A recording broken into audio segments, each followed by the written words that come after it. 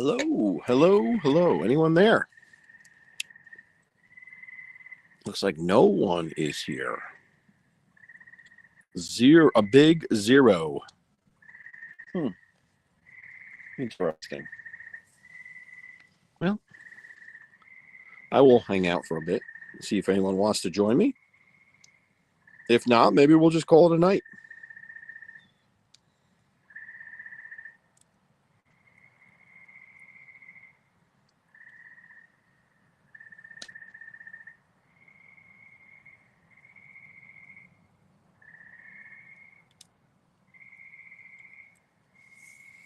Hi, Mike.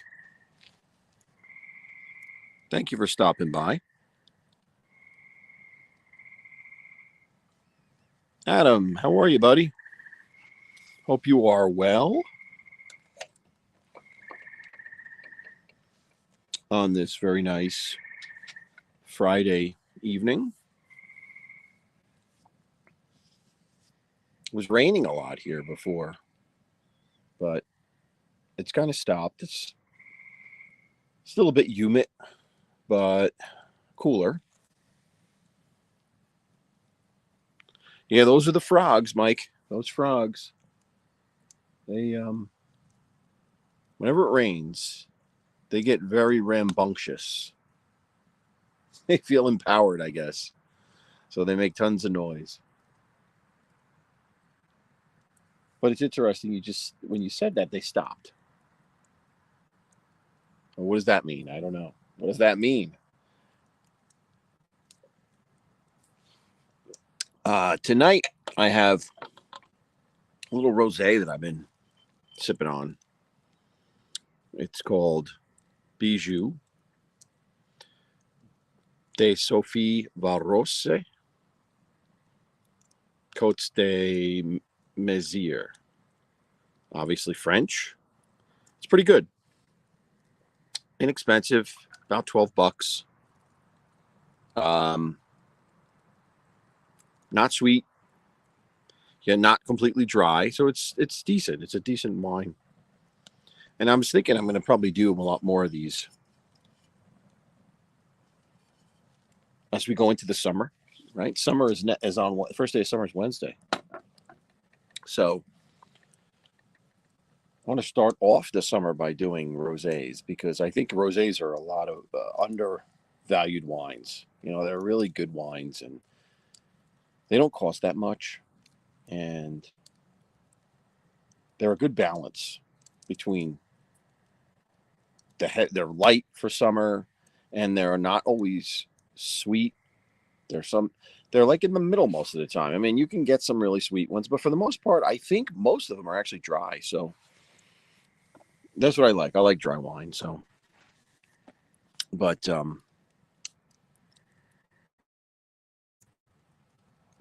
seems like nobody's around tonight. I don't know what's going on.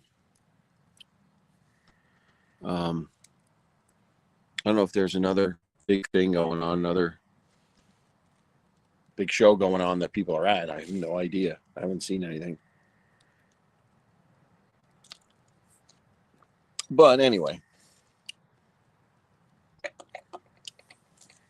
I'm going to light my traditional candle here.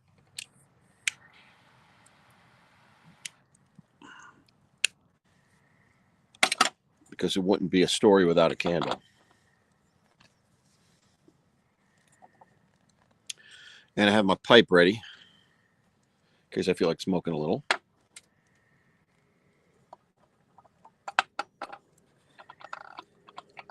And I'm going to tell my story. And maybe those that aren't here can watch it afterwards. You know, maybe, who knows? We'll see. But tonight's story is, yeah, Mike. Well, I'm not a big fan of that stuff. So, you know, they want to do that, they can do that. I'm not a fan.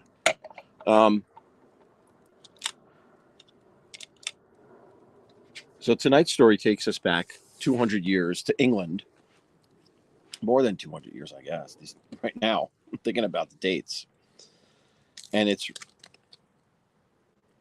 and it's entitled The Yorkshire Witch, and Yorkshire, England is where it comes from. And it's quite an interesting story because for the time period, the late 1700s and the early 1800s,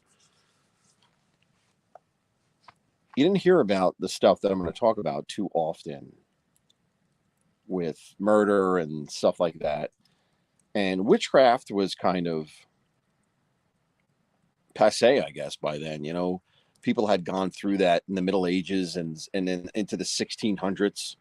But by the time they were into the late 1700s, kind of the whole witchcraft stuff kind of died out, I guess, as people evolved and people get more intellectual and the world moderns more. I guess people forget about that stuff or don't need it as much, the superstition. But they needed it here, and you'll see, how this works and how this turns out. How the witchcraft part of this was a big part of this woman's success in what she was doing in life. So, the Yorkshire witch is a woman by the name of, and I want to get this right because she has two names because she gets married. It's a woman by the name of Mary Bateman. Now that's ultimately her name. That's her married name. But originally she was born in 1768, and her name was Harker, Mary Harker. And she was born on a farm in the English countryside. And at the time, it wasn't very common for folks on farms to read and write, but she had the luxury, I guess. Her father gave her the luxury of being schooled to read and write. So that gave her a little bit of an advantage of the people that she would encounter at the time. And as she took full advantage of that because that ability gave her, and it actually piqued her interest into witchcraft and the art of it. Because of her ability to read and write, she would take out books where she could find them. And she stumbled upon a book of witchcraft, which she memorized and later on in life would use for her exploits. So it's 17. It's at the age of 13, basically, she starts working, and not on her father's farm. She did not like the farm lifestyle. She wanted out of the farm lifestyle. She wanted to somehow get to the cities. And the way to do that, I guess, at the time was to become a servant of others with money, because then you travel with the master, and they take you to the city. Hi, Gina. How are you? Thank you for joining. Mike Moormile, how are you? Good to see you.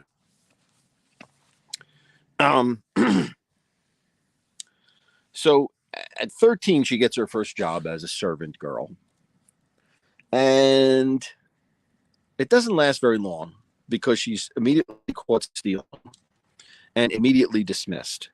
And what happens is she really becomes a bit of a expert on stealing things. And you'll see that this becomes the framework or the background or the building blocks for a criminal lifestyle that ends up ultimately with her doom at the end of a rope. So she's unable to keep any of these jobs. So she goes from job to job, constantly fired, because although she becomes very crafty at stealing, eventually she gets caught in all of these jobs and they dismiss her and she needs to seek work elsewhere. And she does this a time and time again. And then it gets to about the 1780s. She finally gets her big break, so to speak, to move to what is considered, in her eyes, a city, and that was Leeds, England. And it was obviously more than a farm. Leeds was not a huge city. It wasn't like London or York, but it was a city. It had a good population, and she's able to move there and get a job as a seamstress. And she does this for a while. And while she is a seamstress, she begins to take full advantage of her knowledge of witchcraft and begins to set up kind of like a little side business of witchcraft where people will come to her and she'll prepare potions for them. She'll prepare charms, good luck charms, or bad luck charms. She'll claim to take curses off of people. They have the ability to take curses off of people. You can hear the frogs again. It's just so weird, which means something must have came by that shut them up. Something must have been going by. I don't know. I hope it's not a bear. Usually the deer, when they come by, it doesn't shut up the frogs. So I don't know. Anyway, but they're back. So that means whatever was here is gone. Told fortunes, you name it. The traditional stuff that you'd think like someone who was a witch or a gypsy type of situation would do. She did this on the side, in addition to being a seamstress, and she began to establish quite a reputation for this, where people would actually believe her and come to her and look for assistance in the magical way. Can you help me out with this? I'm not being successful here. Is there a way out of it? And she'd come up with a potion for them to drink, or she'd give her a magical charm and wear this charm at all times. It'll help you. Someone would come with a love interest that wasn't interested in them, and she would come up with a love potion for them to take and have the individual take it with her. Have the object of their affection take the potion, and it would make them fall in love with them. So she was becoming quite good at this, and she's doing this for about 12 years, making some money, at the time. And then in 1792, she marries a wheelwright, and at the time, a wheelwright was a decent job. Wasn't well-to-do, but it was middle class, I guess. You were able to make a living. You would create the wheels for the various carriages and wagons that were the means of transportation. So, and this guy that she married was a name by the name of Bateman, and he was a good man. He wasn't into the grifting or whatever she was into, but he loved her and tolerated it. And as a result of that, every now and then it would kind of catch up with her. If it wasn't her stealing, or it was people getting upset with her about the inability of her magic to work, that they'd have to constantly move. So they would be moving around a lot to get ahead of the people that were after them. So around the 1800s, actually the year 1800, she sets up a new kind of base of operations. It's still in the Leeds area, but she bills herself as being the kind of protege of a master witch. This master witch was a person by the name of Mary Moore. Now, this person's a figment of her imagination. No Mary Moore ever existed, but she bills her as this Mary Moore was the seventh child of the seventh child, and by legend, they were the most powerful witches. The people that were born the seventh child of the seventh child. You were blessed with this magical power. Hey, Thindu, how are you, buddy? Citrullo, how are you? Tommy Stiggs, how are you? I don't know if I missed anybody here. I think I got everybody. Todd Father, thank you for stopping in while you're working. I know you're working. So anyway, she's supposedly the understudy, I guess, of this master witch by the name of Mary Moore. And Mary Moore, she builds her up to be such a powerful witch and has this reputation that people are buying into this. If she is Mary Bateman is the connection to Mary Moore, I'm going to go to Mary Bateman. I'm going to buy things through her. I'm going to get her to help me get what I want. So this seems to be working a bit. And she also, it's at this point that she comes up with, or alleges to have this Mary Moore person that she works for, I guess. She claims to have the ability or the magical power of spellbinding, of supernatural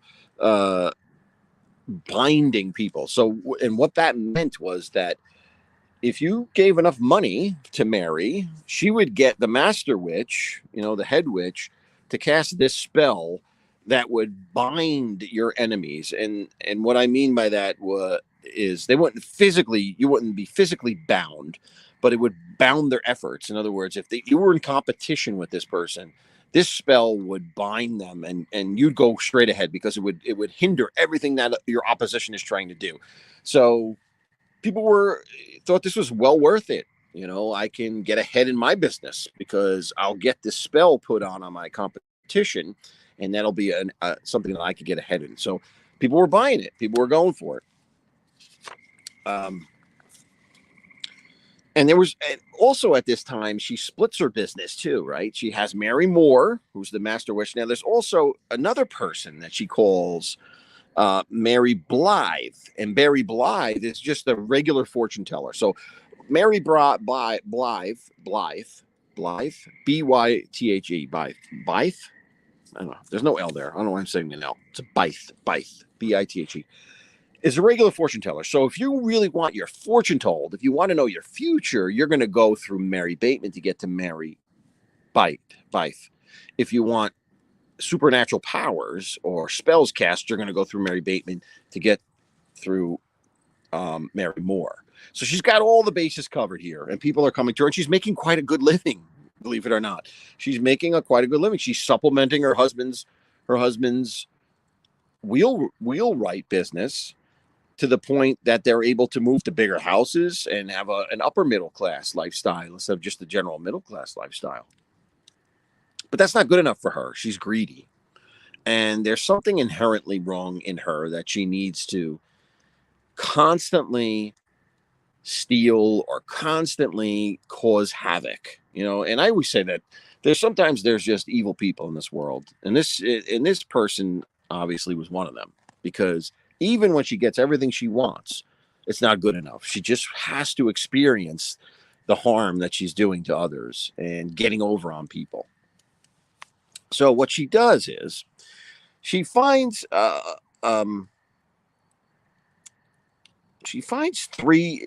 she notices or comes across three sisters by the name of Kitchen. The last name was Kitchen, and they ran a drapery shop in Leeds.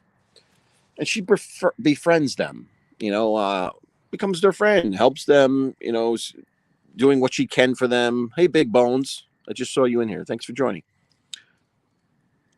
And doing what she can for them. And the goal is not to be friends with them, obviously. The goal is to do something sinister. So she becomes very close to the Kitchen sisters.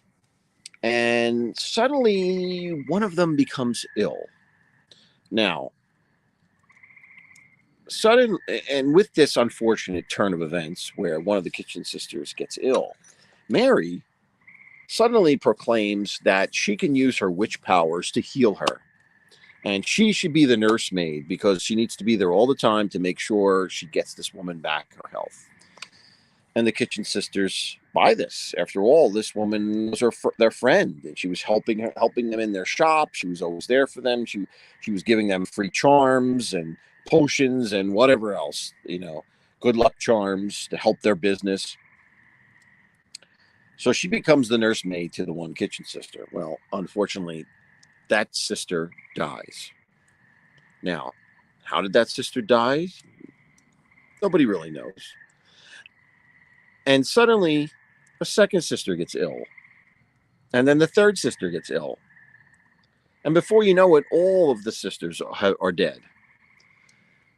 And Mary Bateman conveniently comes up with a tale to cover her tracks. Now, exactly what she did to the Kitchen sisters, no one really knows how she killed them. But they were dead. And the story she comes up with is that they died from the plague. Now, this is the early 1800s. Now,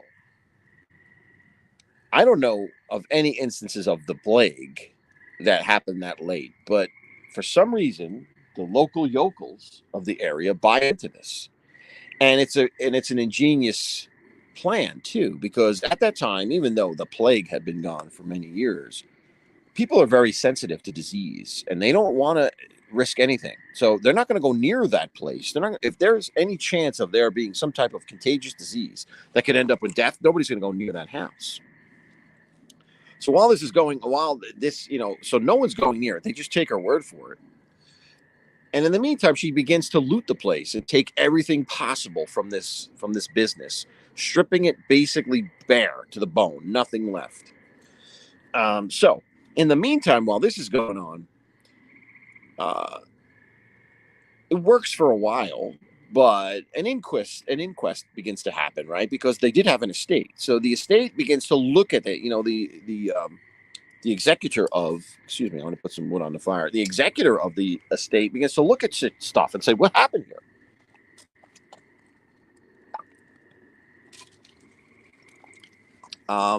And finds that there's nothing there. Everything's gone. All the wealth has been pillaged. There's nothing left. So Mary decides, well, you know what? It's time to leave again. So she roots up her family, and they move again. And for some reason, although they know that, and they suspect that Mary pillaged everything from the estate, no one comes to the conclusion that she may have killed these poor women. And no one goes after her. So she's able to move and leave. And she sets up shop someplace else. And that brings us to 1806. Now, 1806, she decides, after things cool down a little bit, she is going to set up shop again. But this time she's going to be a prophet. She's going to do her witchcraft, but she's also going to be a prophet of doom. And the way she does this is to have a hen that lays eggs. And this hen lays eggs that say, Christ is coming. So the end of the world is near, right? So this is her grift now. The end of the world is here. Here's the proof. This chicken lays these eggs that say this. And what are you going to do about that? I can protect you. I can help you for the end of the world. I can help you prepare for that. I can cast spells for you, et cetera, et cetera. I don't get it. I don't get how people buy this, but they do. And the way she was doing this with the eggs was she was writing on them with vinegar.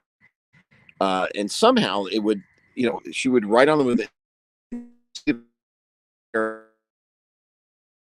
of the shells after a while.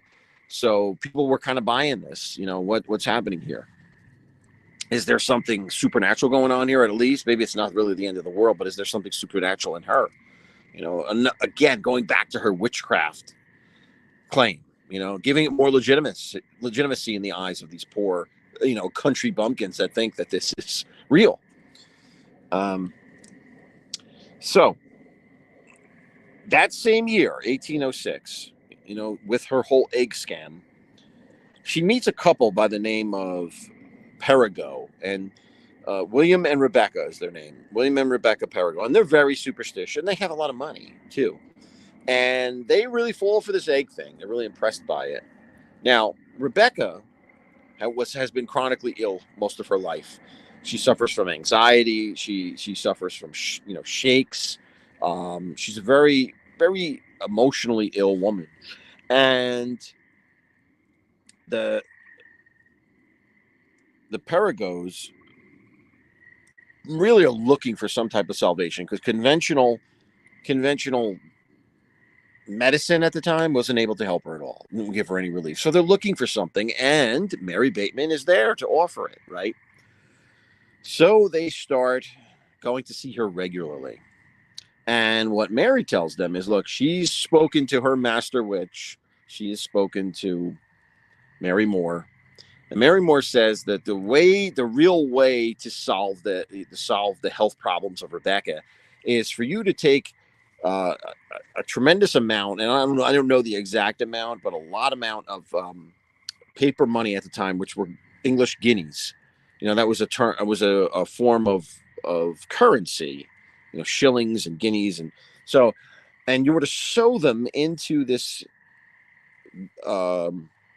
satchel, I guess. Sew the money into the satchel and give it to me, and I will keep it in a special place for 18 months And that will be your salvation, because once that 18 months passes, that money, will appease the spirits. And I don't understand this thing. This goes back to the Morristown scam where they had to give money to the ghosts and stuff. Like, why did ghosts need money? I never understood that part of this. But anyway, people believed it and people went for it. And so so Mary takes the money and is going to keep it for 18 months. Now, in the meantime, Rebecca is still ill, and they're looking for help. They'll do anything at this point to make her feel better. So what Mary Bateman starts doing is giving her potions that are supposed to help her, right?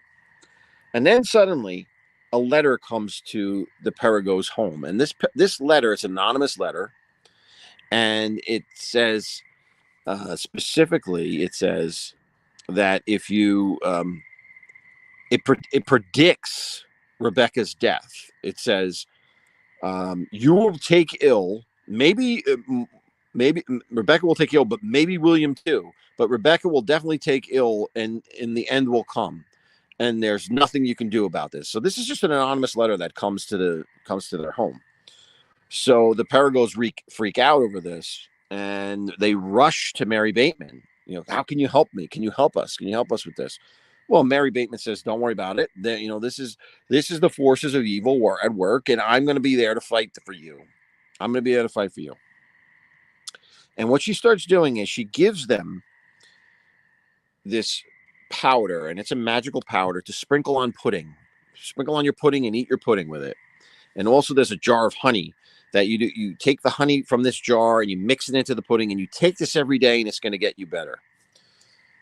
So the Perigos say, we trust you. We're going to go and do this. And they start doing it. Now, immediately, Rebecca becomes worse, and she starts to deteriorate. And at the same time, William starts to feel ill too, to the point where his lips turn black, and he has headaches so bad that he can't stand them day after day.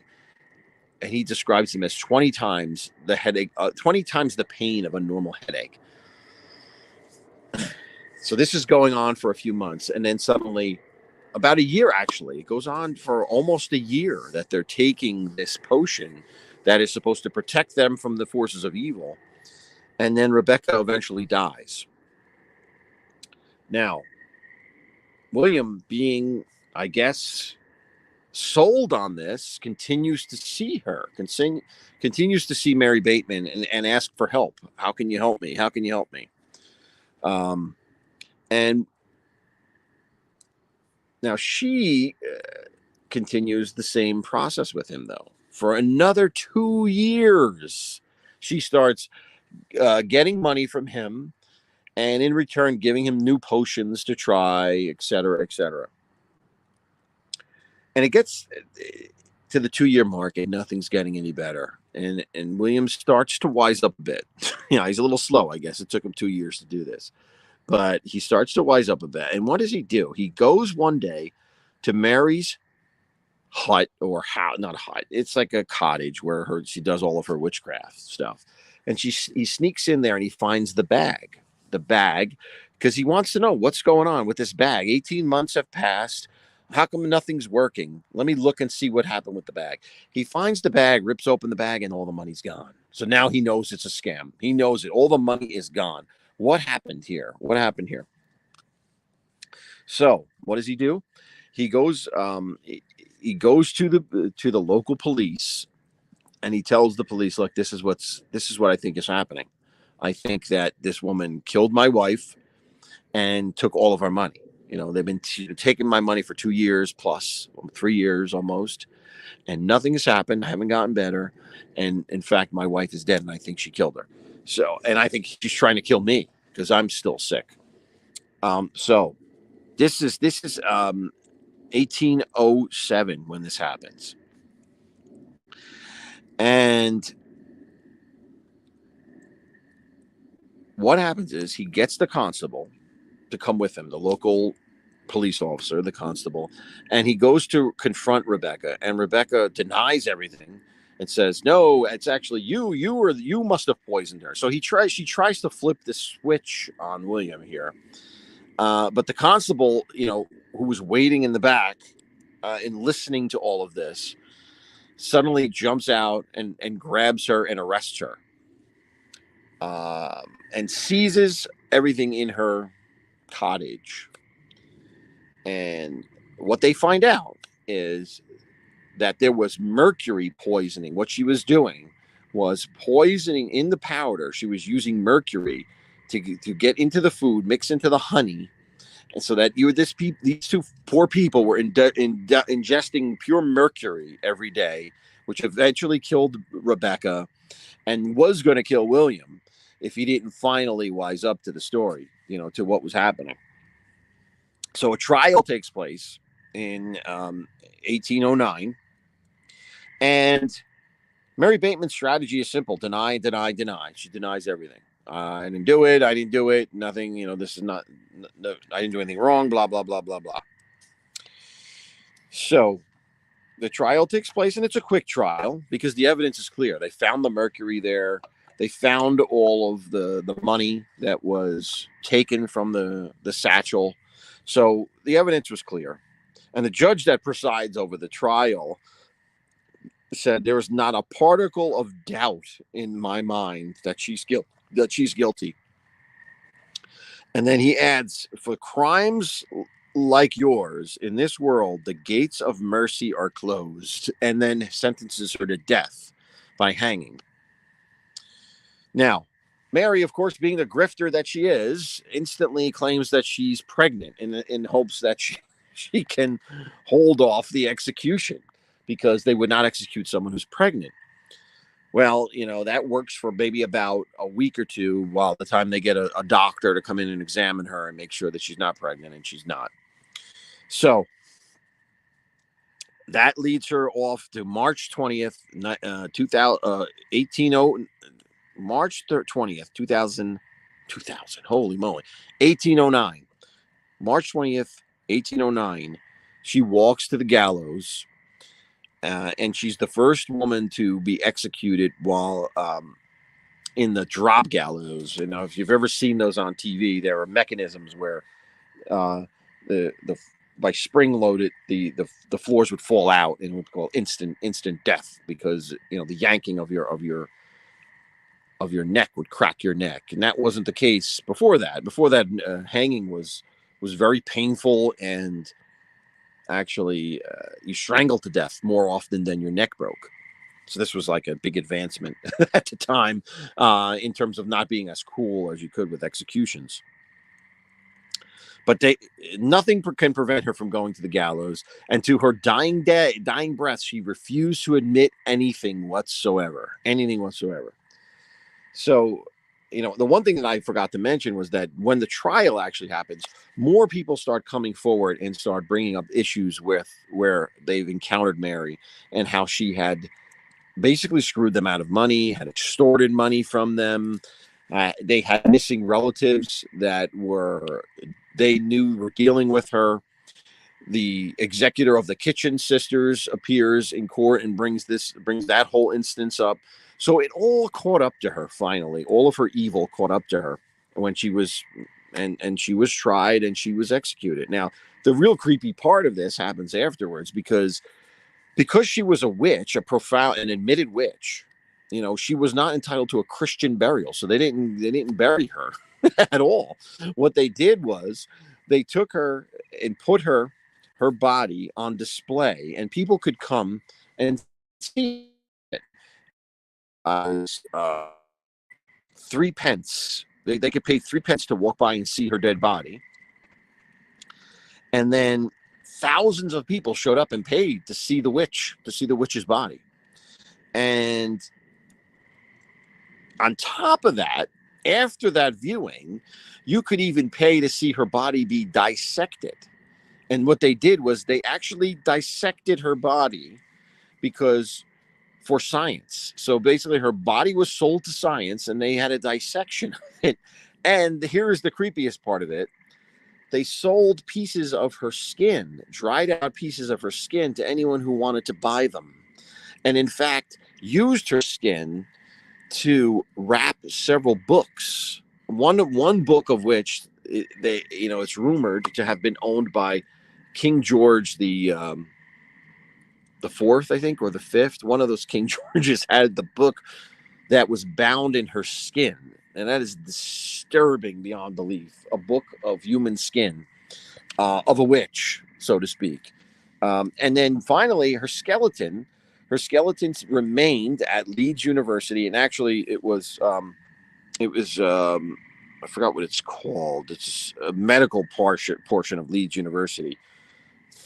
Thackeray Medical Museum. Thackeray Medical Museum. And it stayed there for 200 years. It wasn't until 2015 that it was moved out.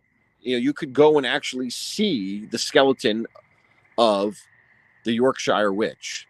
So I have to tell you, if someone got their just desserts, this woman did. I mean, she killed at least 4 people and bilked countless others out of money, all in the name of being evil, so to speak, and getting her thrills from it. But in the end, she got the worst of it because her skeleton was on display for eternity, basically, for people to come and see as a novelty. So, and then since that time, there have always been stories about how her ghost has been haunting the halls of Leeds University because her remains were kept there. But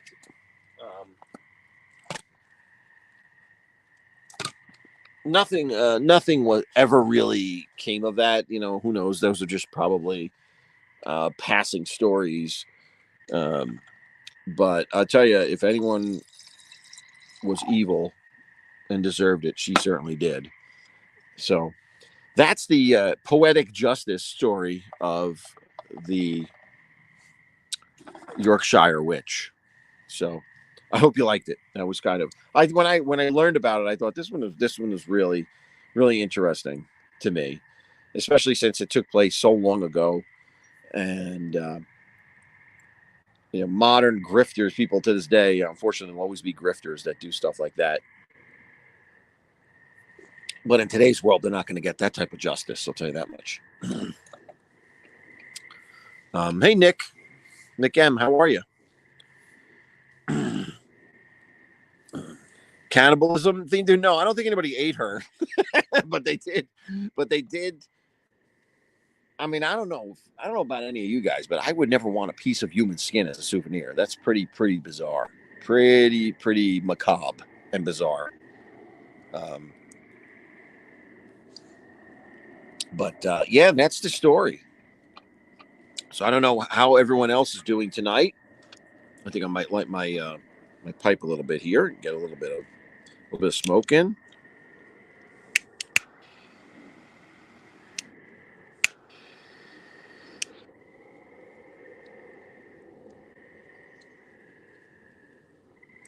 Yeah, no bourbon tonight. I didn't make myself a drink. I didn't feel like it.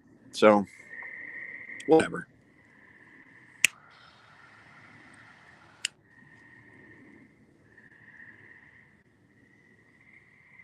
But it's always good for a nice little smoke.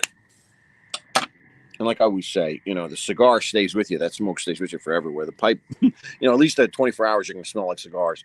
But the pipe has a pleasant smell, and you don't keep it with you as long.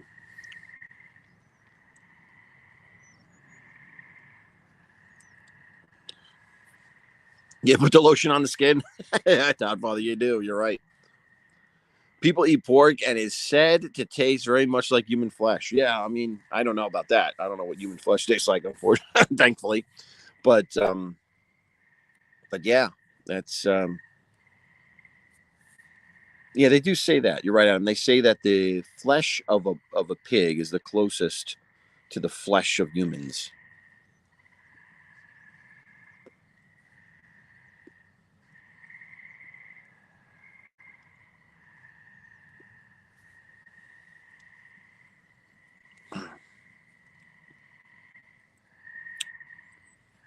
So I don't know what else is going on, guys. What's going on for you tonight? I don't know.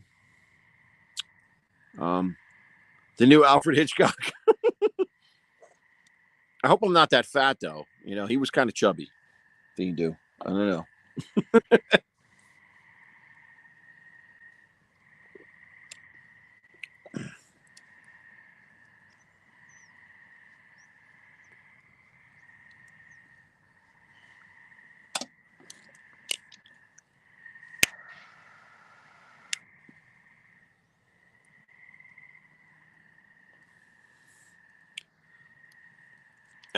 So Trullo said she hasn't had pork in 30 years. No bacon. You haven't had bacon in 30 years. That's something that I could never give up.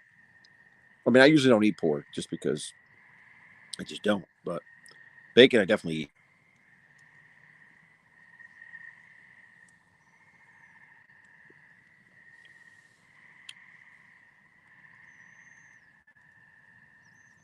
Oh, how can you not eat bacon? It's the best.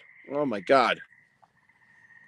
Not that I eat it all the time, but I when it's there, man, I eat it. Woo. Some good stuff.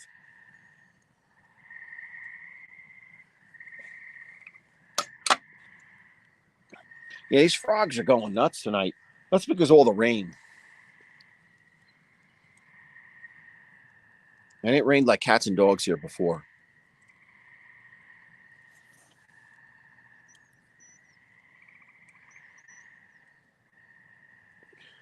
Boris Karloff.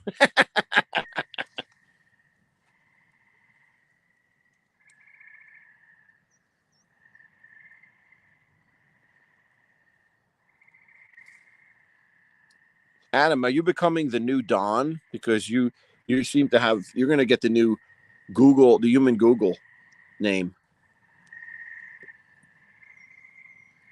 Like Don McHugh. Where is that man tonight? Where is he? Well, I guess it would be morning for him.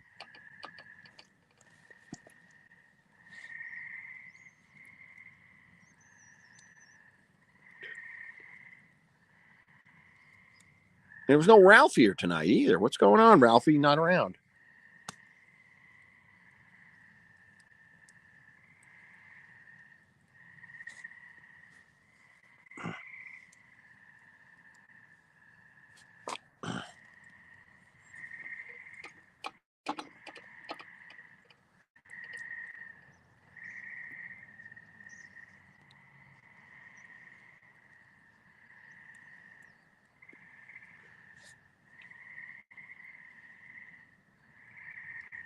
$10 huh, Adam?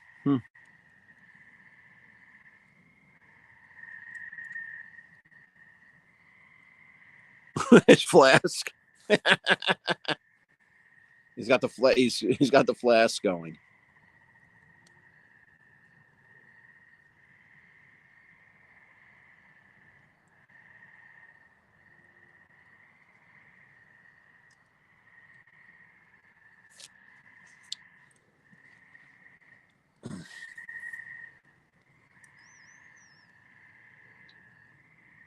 Carousing, yeah, carousing.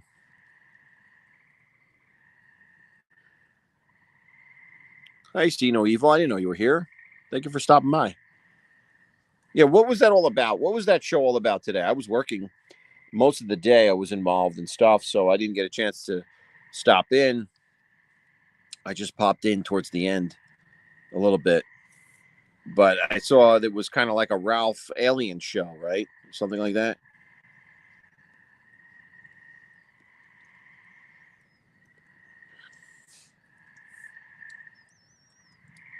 Doing okay. Doing okay. Thank you.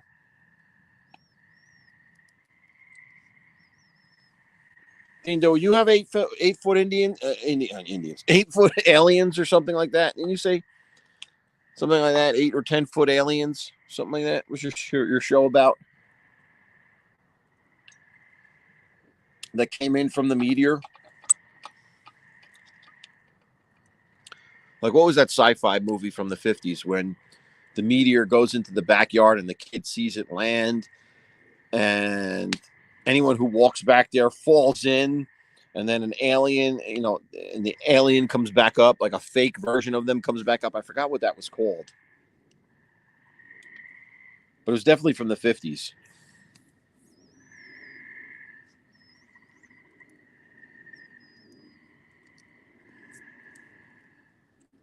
A whole panel of alien discussions. That must have been some panel of alien talk.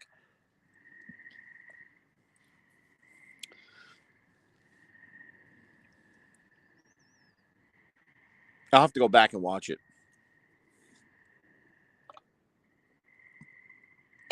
Was Stiggs there? Was Stiggs telling his alien stories too?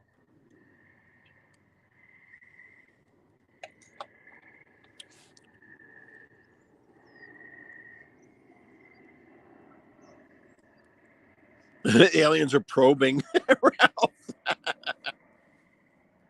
That's not a pleasant thought.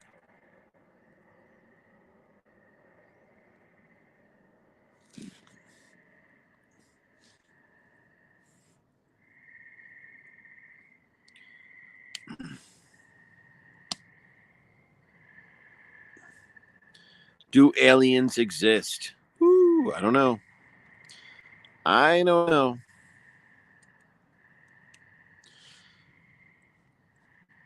Yeah. I'm not a big alien guy. I'll stick with the ghosts and the witches.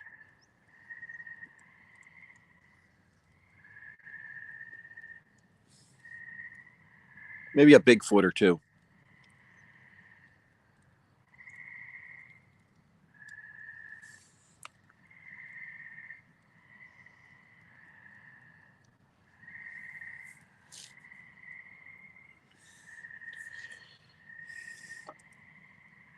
What is going on in government? See no evil. It can probably be described as just human stupidity. I don't think you need aliens for that.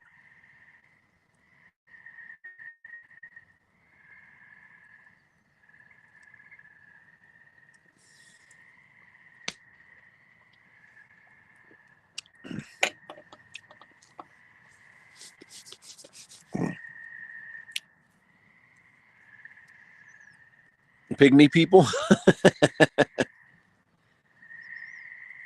The witches, yeah. Yep.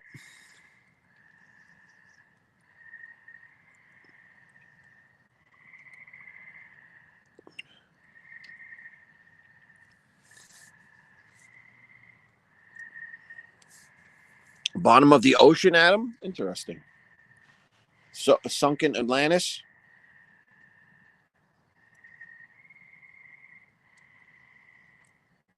The whole Bermuda Triangle stuff from the 70s and prior.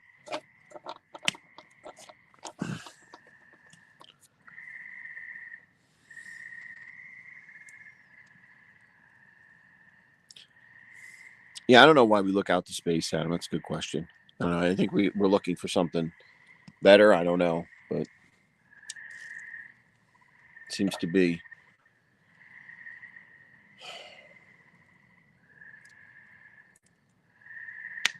I haven't seen much from outer space that I would say is worth all of the money we put into it. I mean, obviously the satellites and all that stuff are very important for communications, but I don't know. They claim that the Mars probe and all this other stuff is going to bring back, so it has brought back important information and all. And I don't know. I really don't pay that much attention to it.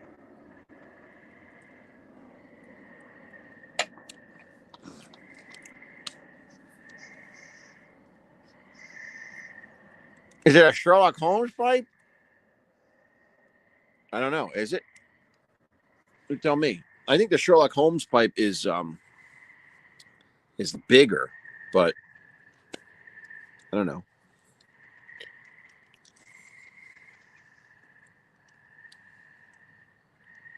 What type of tobacco? I don't know. It's just it's a blend, just a blend of tobacco that you buy.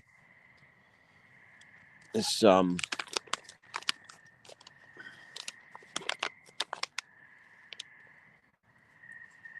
it's a guy, a guy named it's a tobacco shop named Scotty's, and it says Scotty's Mixture on it.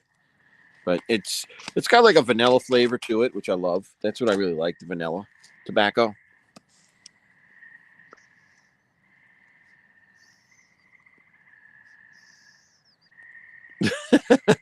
Elon. Yeah.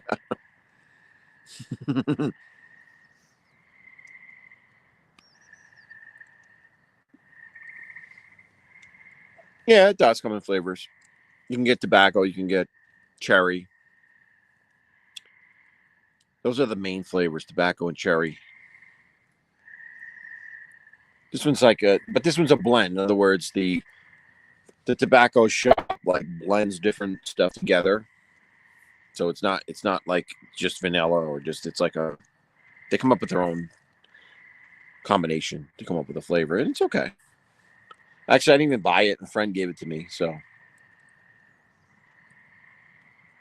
yeah, the pipe is a lot better than the cigar. I do like it a lot better.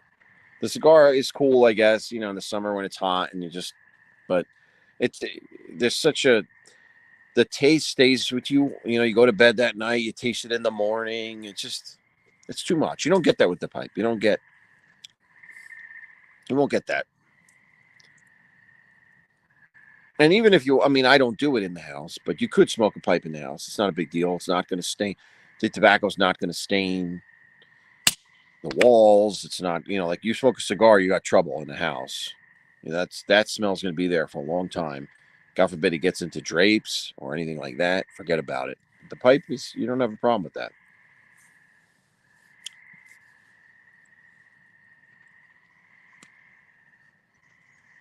The biggest pain in the ass about the pipe is this: you have to constantly light it.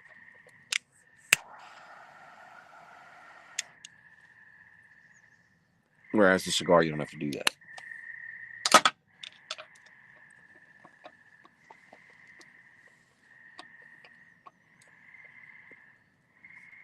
Charter oak? I've never heard of that.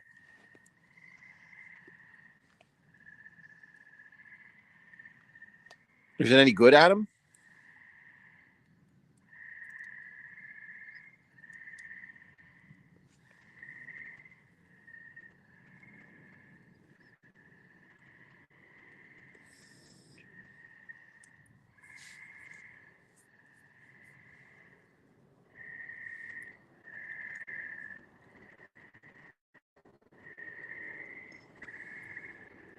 I puff a cigar sometimes at my ancestral altar. Okay. Um, Patty, do you miss your kids being younger? Boy, that was out of left field. Yeah, I do. I do. I wish they were little. I enjoyed that a lot. I really did. And thank you for joining, by the way. I haven't seen you in a while. I saw you at Dean Dues, but I haven't seen you around here in a while.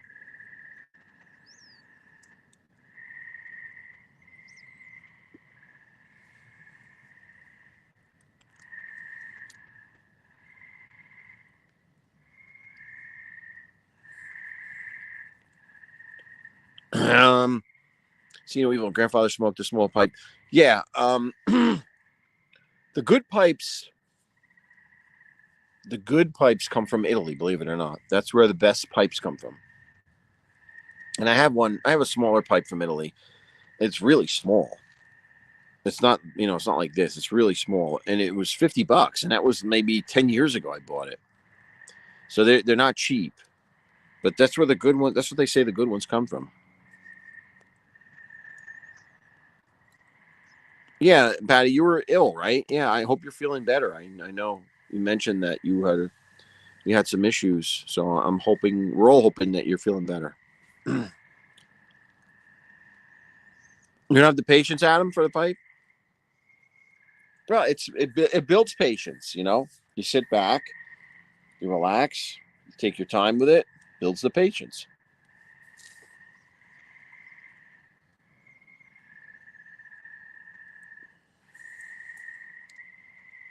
Yeah, you can definitely always smell it. Definitely always smell the difference. Yeah, it was from Italy, right? Right. Yeah. No. Yep. Yeah, my grandfather never smoked the pipe. I mean, nobody in my family. I was the first one. I picked it up, but no one else has ever smoked that I can remember ever smoking. I've ever. My father and my grandfather would smoke cigars, but I don't. They never smoked a pipe.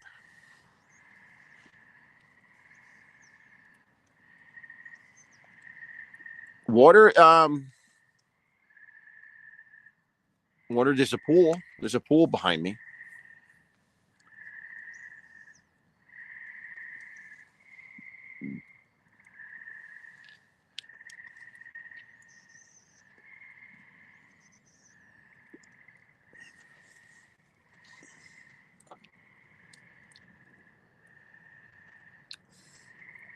So I'm hoping to do a get back to the wine tastings this Thursday. So hopefully we'll be on track for that. I got to see. It's been really rough with all the things going on, and it's just been a bad 3 weeks of things going on all on Thursdays. It's been this, I guess, just that time of year.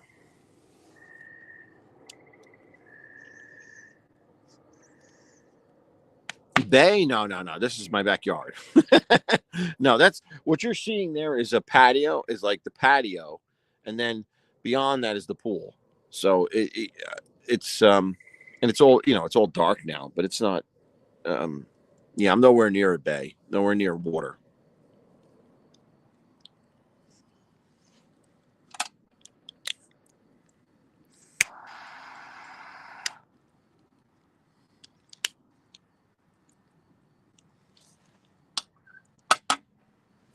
Yeah, well, thank you. See no evil. Thank you.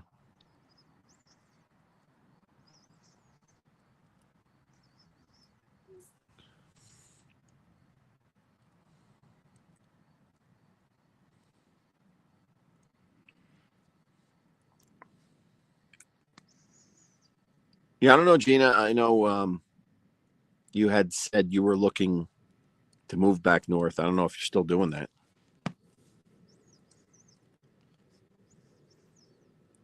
I just can't. I really don't have the, speaking of patience, I do not have the patience for South Jersey. I really don't. Just like I would never have the patience for Florida either.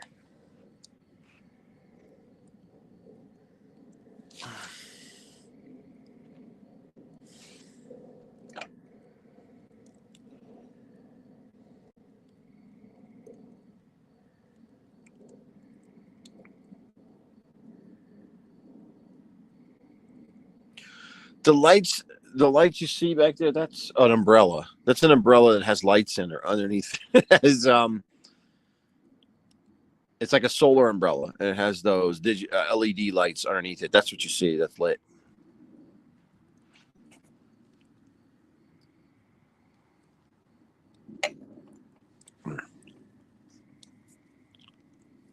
Yeah, I know. Everything's big. Everything in this state sucks with the money. Everything.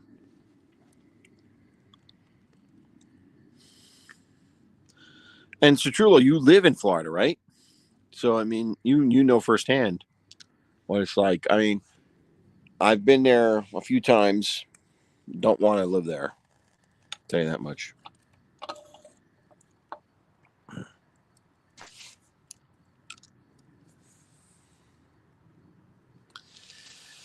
Yeah, moving is a pain. It's a big one. Yeah, I know. Man, I remember when we sold our prior house. Well, when we bought this house, we thought we had a buyer on our existing house, and then it fell through. That sale fell through.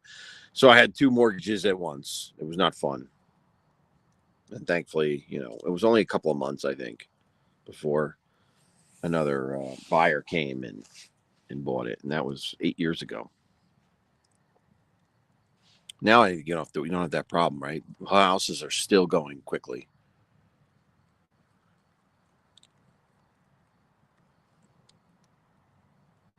I jumped in a pool in Florida to cool off. I was sweating. Yeah, yeah, all right, yeah.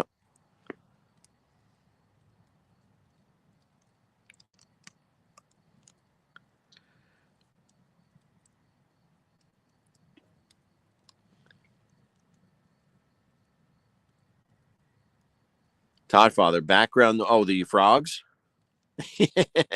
Yeah, well, man, that's a good idea. I never thought about that.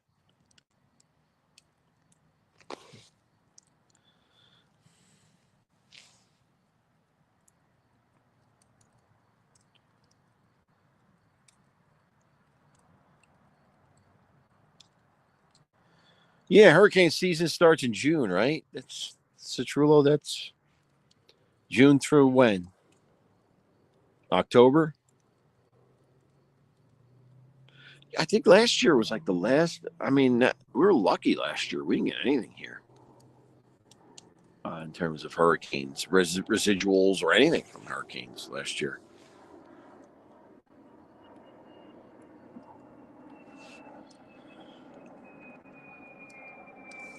The mortar fireworks. Oh boy.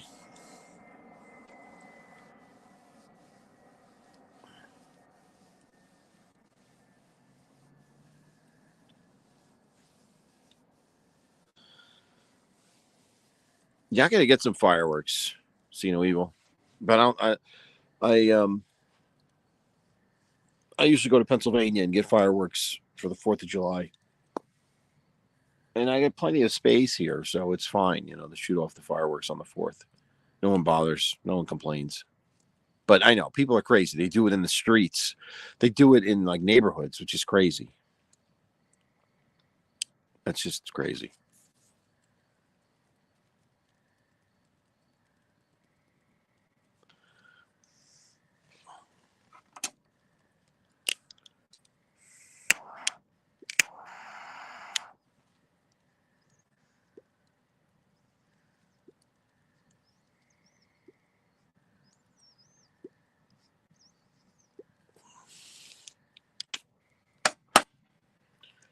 Yeah, I don't know how much longer I'm going to be able to do the fire stuff. I mean, I guess you could always do a fire in the summer, but it gets too hot. I mean, tonight's perfect, but as it gets into July, it's going to be brutal. I have to take my stories inside.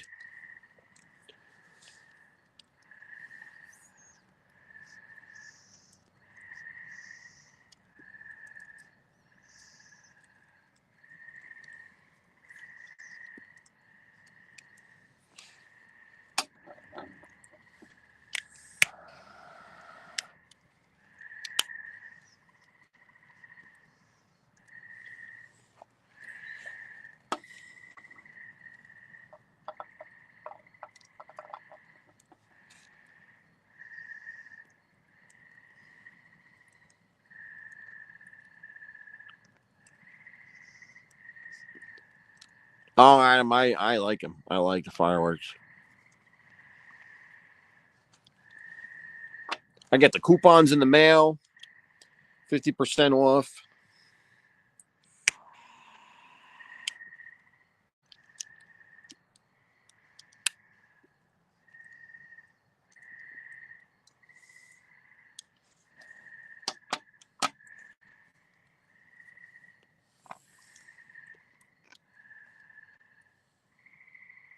Yeah, those fireworks, they sell them here too, Gina. They're garbage. The supermarket, yeah. Those are like the fountains they sell. They don't sell real fireworks in New Jersey. That's why I go to PA to get them the real ones.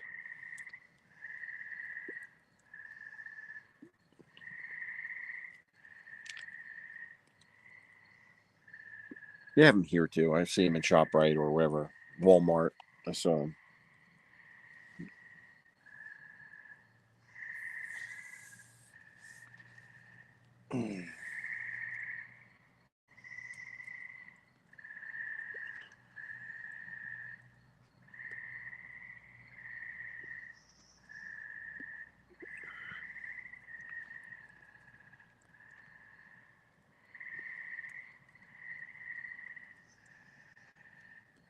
No, I don't buy. I don't buy those things. I'm not into the M80s, that type of stuff. That's not my cup of tea. That's not what I like. I like the ones that go up in, like the mortar ones that go up in the air and are pretty, that they're colorful. That's what I want. I'm not into just the big noises. Those are stupid. I'm not into that. Oh, that wasn't good. That was not good. Sometimes you screw it up like that.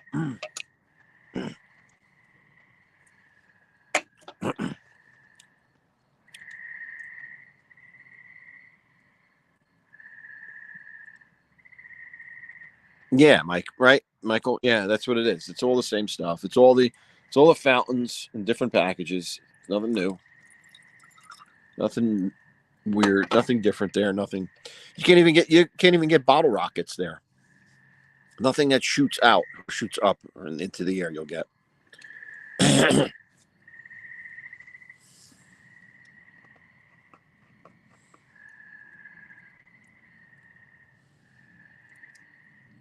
The blockbusters. Yeah, I don't get into that stuff.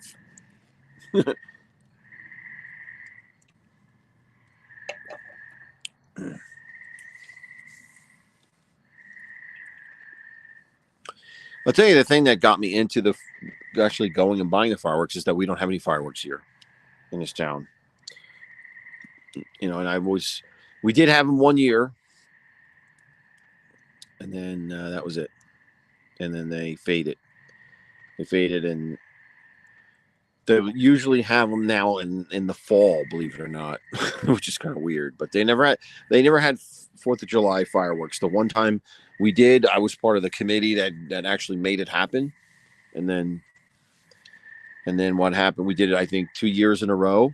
Actually, it was 2 years in a row, and then the main guy that was behind it, he passed away, and everything kind of died with him, and it went away. So I always missed that growing up in Belleville with going to the fireworks every 4th of July. I always missed that.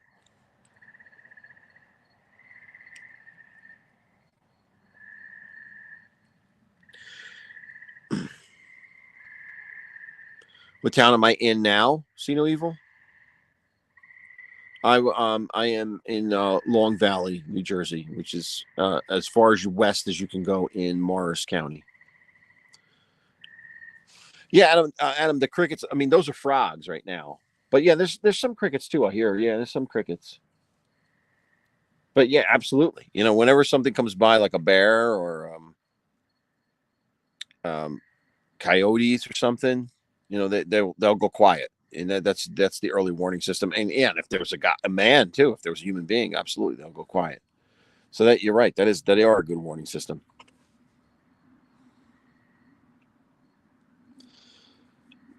What about Califon? Yeah, I don't go to Califon, but yeah, I think they have like a fireman's. They do have a fireman's carnival, but I don't think it's on the 4th of July. I don't know. Could be wrong.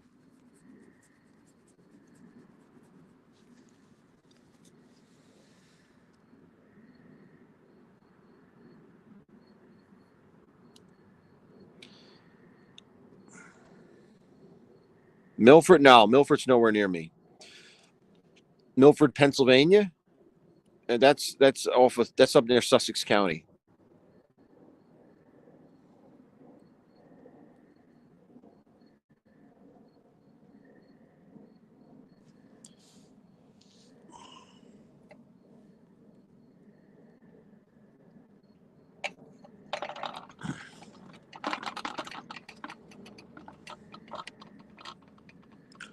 You're married 30 years, Patty. Well, congratulations.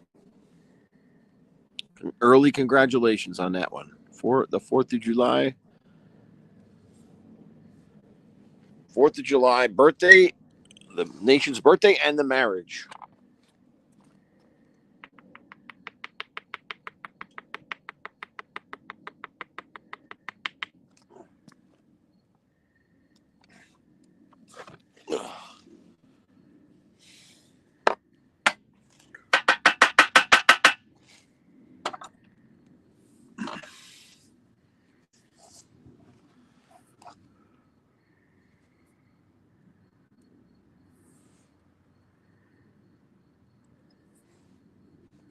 Did you have fireworks at your wedding?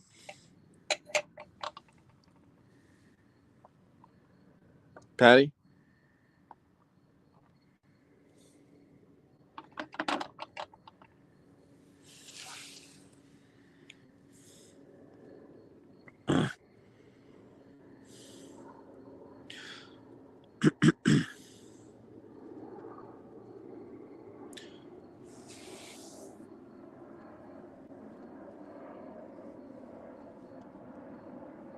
Oh, man.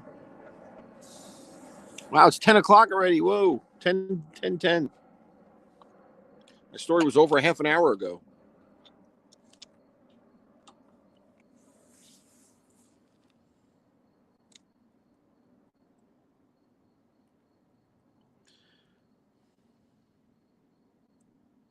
Hall, EPA, that's near Lake Wallenpaupack, right? That's where that Wally is. It's one of the towns near there, I think.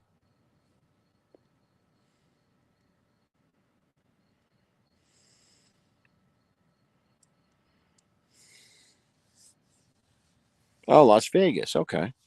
Yeah, so they have fireworks all the time there, right?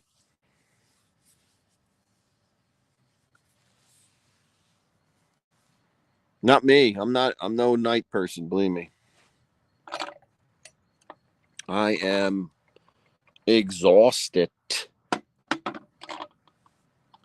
Last night I had to go to dinner, and then we had actually the dinner was at Circus du Soleil. I don't know if anyone's ever seen that performance or play or whatever you want to call it. That's where I had to go last night. That's why there was no wine tasting. And yeah, good night, Citrullo. Thank you for joining.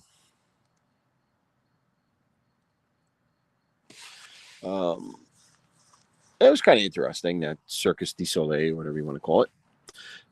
What I thought was really interesting is that most of it was in Italian. Most of the songs that were being sung were in Italian. It was more like an opera than anything else. And then it was like a combination of an opera and a circus put together.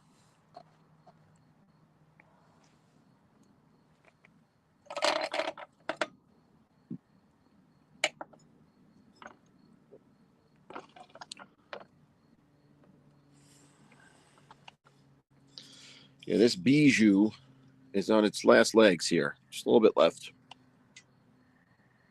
I'm going to finish it off and call it quits.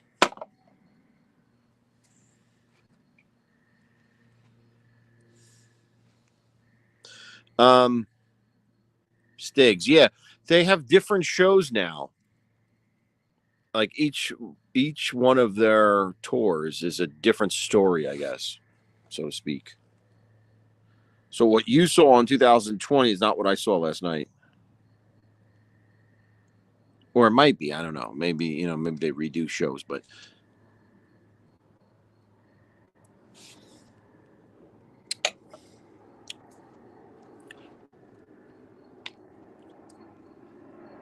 Walt and Paul Pack. Paul Pack.